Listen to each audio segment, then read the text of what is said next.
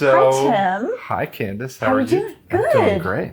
I understand you have a really cool story to talk about today. Well, I don't know about cool stories, but it's definitely the odd circumstance where personal interest and talking about the law, and in particular your practice, come to bear. And what we're here to talk about is the latest machinations involving Fender instruments and their attempt to create a full cloth intellectual property protection that they've asserted in various forums, and the brouhaha that's causing out in the public right now.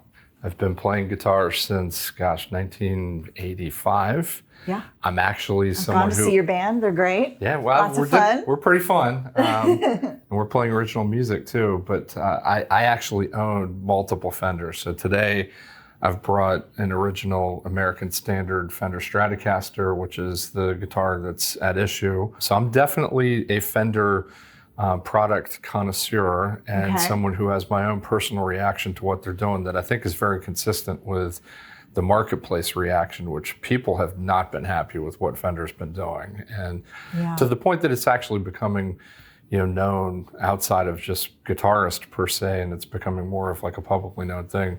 Nowadays, I mean, your cease and desist letter is going to show up. It's going to be posted. Fender probably considered it and decided it was still important enough to move forward. But why don't you show us, what are they trying to protect and enforce against others? Sure. So Fender Stratocaster was the first line that was developed by Leo Fender in the early mid-1950s. And there's things that are sort of stylistic in the guitar, but I think that you could argue that they're functional as well. So the two cutaway area actually allows you to have more unimpeded access to a greater length of the neck in terms of playing higher notes. Because as you're playing down the scale, it gets higher as the string scale shortens. And I think one of the things that Fender's running into difficulties with, they would sell a standard Fender Strat as their model. Well, over time, in particular in the early 80s, Eddie Van Halen I was going to say, is playing. that the Eddie Van Halen Frankenstrat? Frankenstrat. Took bits and pieces of different guitars and sort of merged them together, so it was kind of like not completely a Strat at the end. Part of the body was a Strat, the neck wasn't. All these other manufacturers followed suit. So what you'll see is a lot of manufacturers are selling what they call an S-style guitar, which is double cutaway, but they may not be exactly identical in terms of the way that the tail ends of the cutaways are stylized, or the shape exactly of the body, but the double cutaway is the main identifying characteristic of a Strat. They went after one particular guitar seller that was selling instruments in Europe that was based out of China. They sued them for basically completely ripping off the Strat. That manufacturer did not even respond. They got a default judgment and won that case because it was a default judgment, but it's not actually a decision on the merits. And then since then, Fender's taken this piece of paper and been waving it around at everyone and has just carpet bombed the entire industry. So they've sent cease and desist notices to Thomann, which is one of the biggest guitar resellers in all of Europe, and they actually have their own guitar line as well, which includes selling S-style guitars, but they're actually selling a lot of other manufacturers' guitars too.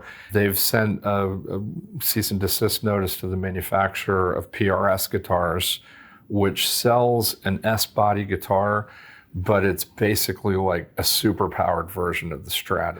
So they're actually one of the more successful ones. But then they've also sent out cease and desist notices to all of these sort of one-off mom and pop shops that are not creating a ton of them.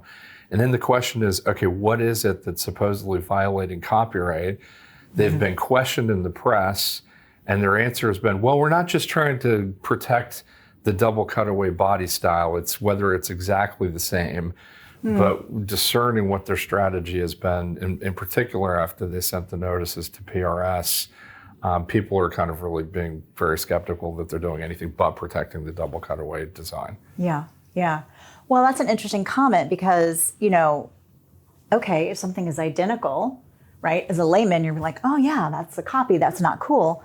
But what I'm hearing you say is Fender's not really articulating what is protectable. They're just saying, well, we want to stop the identical copycats. But if it's not protectable, then there's nothing wrong with identical copycats, right? So that's interesting to me.